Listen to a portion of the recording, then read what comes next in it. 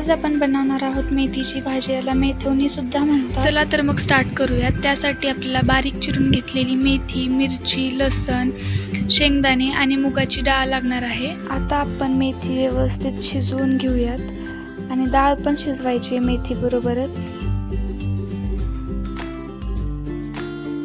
5 मिनिटं झाकून ठेवूयात म्हणजे मेथी व्यवस्थित शिजेल। मेथी व्यवस्थित शिजली की कढई खाली घेऊन त्यामध्ये बेसन पीठ आणि शेंगदाण्याचं कूट घालायचं। ही लसण आणि मिरचीची पेस्ट आहे, ती व्यवस्थित घालून मिक्स करून घ्यायचे सगळं मिश्रण। मीठ आणि हळद घालायची। आता आपण भाजीला तडका देणार आहोत, त्यासाठी जिरी, मोहरी आणि लसण मी गरम तेलात घातलाय।